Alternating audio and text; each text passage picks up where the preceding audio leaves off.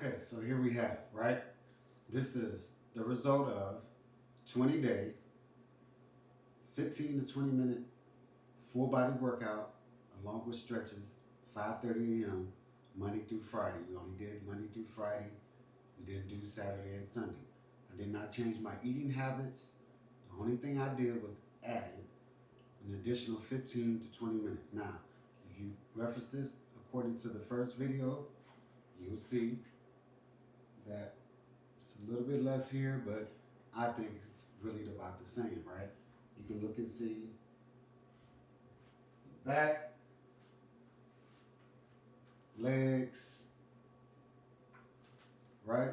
So, that being said, what we're gonna do is we're gonna up it, right? We're gonna up it. So, I'm gonna show you what this being very, very disciplined and then being very, very purposeful in not just your workout, but in your eating, right? And I'm also going to talk a little bit about why I did it the way I did it this time and why we're going to change up for the next time, right? So again, you can see this is the results of 20 days, Monday through Friday, no change in eating habits, just adding an additional 15 to 20 minutes every day of stretching and full body workout similar to calisthenics. Alrighty, so we are going to do the weight check. Last time we was at 191.1. This is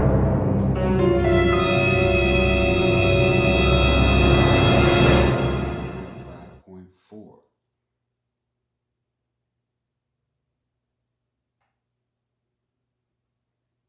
21.8 on the body fat, 61.2 water, 34.8 on the muscle mass. There you have it. So that was a gain of 4.3 pounds since the last weigh in. So, based off of my eating, even adding my morning workout, I still increased by 4.3 pounds. Okay, so since we have established that over these 20 days that I gained a little weight, right? Even adding in the 15 to 20-minute workout each day, right? Now, two things can happen from this. The first thing would be as you lose weight and or burn fat or get rid of fat during your workout processes, your fat that you have can start to change to muscle, right? Depending on how much you're working out. So as you start to remove fat and or change it over into muscle, that weighs more, right? So fat is here, muscle is here. Okay? So if you are losing fat but gaining muscle, then you can be heavier in that aspect. The other thing is, since I ended on Friday from the workout, Saturday and Sunday I still continue to eat. So starting on today and or Monday, if I was to start over again, I would have eaten during this period of lapse between my last workout and the next workout. So if it was during the middle of the week in which I had been working out 2 or 3 days in concession with one another, then I would be at a different weight because at that time I'm burning more. I'm not just eating, but I'm also burning, right? So that is the other option that can have taken place. Now, what we're doing again this month is I am juicing and I am only having a smoothie. So I'm gonna have one juice. So it's probably gonna be about 28 ounces of juice. And then I'm also gonna have one smoothie, right? I'm going to go over some of this with you all. I'm going to show some of the smoothies that I make during the week. I'm going to show you how I juice some of these things as well. We'll get into that a little later, but you have the opportunity to see what I'm juicing and what I'm making, right? But this week, we're going to start off with just a simple juice, green apples, cucumbers, lemon, cayenne, ginger, um, That's going to be a part of my juicing. My smoothies are pretty much going to be hemp protein, ginger, oats, chia seeds, hemp seeds, raspberry, blueberry, blackberry, strawberry, cherry, and kale. That'll be my fruits along with banana. Okay. And my source of liquid is going to be actually, I'm doing homemade cashew, oat milk, and almond milk, right? That I make with the milk maker, right? So that's what I'm going to have for the next 10 days. I am not straying from that. I'm not doing that. Is the only thing that I'm going to have. Now that'll be my main sources of intake. Now I will have, let's just say, a few cashews and almonds, um, very minimal when I feel a need that, okay, hey, I might want to just have something to chew on. So I'll have some almonds or some cashews, and that will be about it. Now, the only additional substance that I will be taking would be my oregano oil that I take. It's a liquid, and my Body Wise pure Himalayan Shilajit Gold gummies, right? That will be the only additional supplements that I take. Outside of that, it's just one smoothie, one juice a day. Now you can, I will have occasional water, but that's nothing.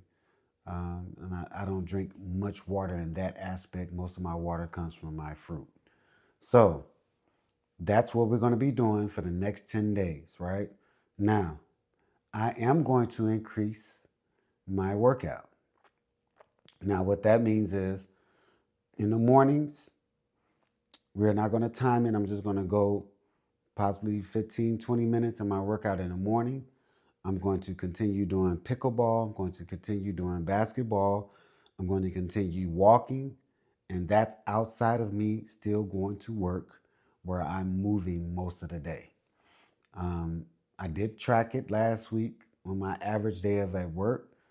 I'm right at about, between the entire day, I get in about 18,000 steps. So I'm right at about that, between 8 and 10 miles a day when it comes to me moving, right? Between 8 and 10 miles a day. I'm burning on an average of every day in between 900 and 1100 calories per day doing my normal daily regimen, right? So I'm doing very good as it relates to how much I'm burning. Now, I'm going to say this because this is the very part that I really wanted to discuss, right? And this is just, again, this is just my opinion. This is just what I think based off of the amount of time that I've been trying and experimenting with myself with different fast and keto diets and intermittent fasting and one meal a day and one specific type of meal per day. I've done so many over these years. It's I can't keep up, right? Because somebody always comes out with a new something and then everybody jump on the bandwagon for a period of time and then that falls off and they go to the next one, right?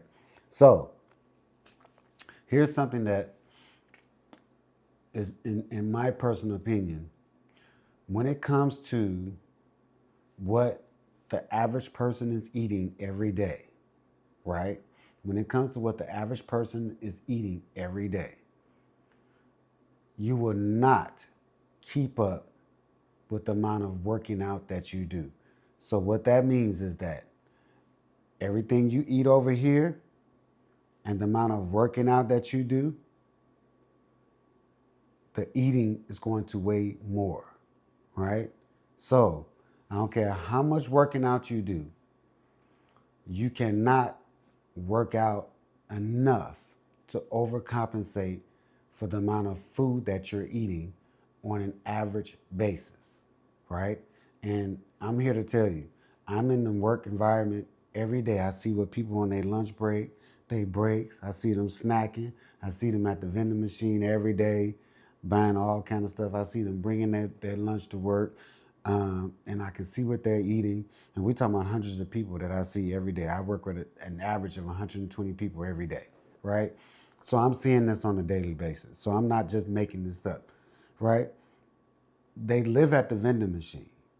They snack all day long. They bring their lunch to work and still go buy fast food during the day. It never fails, right? And this is what I mean by you will not outwork your diet. If you're eating on a regular basis, majority of the fast food that we have out here, and that's across the board with most of these fast food chains, you cannot work out enough to compensate for the amount of food that you're eating. It is just not possible, right? So there are only a few options that will allow you to do that. One is you would have to be eating very balanced, healthy, strict foods on a daily basis. And you also would still have to maintain a high level of working out. And as we all know that most people aren't working out at a high level to even compensate for the amount of food that you're eating. I'm gonna give you an example, right? So on this last workout that we did for 20 days, when I'm in the gym playing about an average of, let's just say, 5 to 7 full court basketball games, 5-on-5, right? Like you see on TV, right? And then we're running up and down. I'm playing extremely hard. I'm sweating. When I leave out the gym, I'm sweated all the way through my undergarments, right? I'm only burning a max of about 450, 500 max. And that's me running around the basketball court for almost 2 hours. That's not including my workout in the morning. That's not including anything else that I do from there, right?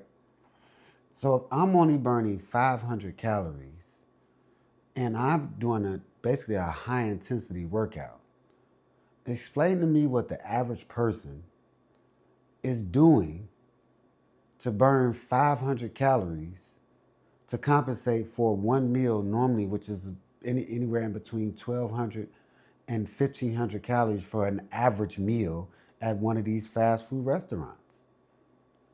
How are you going to lose weight if that's what you're doing? It's just not going to be possible, right? So these are some of the things that I want you to look at going into next week. So, and this is why I wanted to show this because I ate normal. You can see I gained 4.1 pounds. Realistically, let's just say I gained 2 pounds because guarantee you by tomorrow, because I've eaten during the weekend and I didn't work out, that there will be a dramatic change on tomorrow when I jump on the scale after coming from the gym, right? I might show you what happens after I do that if I go to the gym in the morning, right? So let's just take that into consideration, right? That most people aren't even coming close to doing what I'm doing. They're getting up, eating breakfast, lunch, dinner, with all these additional snacks in between. That's not including what they're drinking, right? It's not including the chips and everything else that they're having. And you think because you went to the gym that evening or that morning, that one time, and you wasn't doing half as much to burn, let's just say you burn 250 calories. Your 250 calories can't go up to those 3 meals that you've had. It's just not going to happen. It's never going to, you're never going to add up. You're never going to catch up to the amount of food that you're eating, right? So one thing that you can do is intermittent fast, right? That means from the time you go to sleep to a 12 to 16 hour time frame, you don't have anything, right? The other thing you can do is you can make 2 of your meals be more of a healthy smoothie. And I really don't like to say salad because most people don't understand what salad in a healthy mindset is. They think salad is everything on it because you got green leafy vegetables that you can have whatever else you want, any type of dressing, any 5, 6 different toppings on it. That's not the type of salad that I would refer to as healthy, right?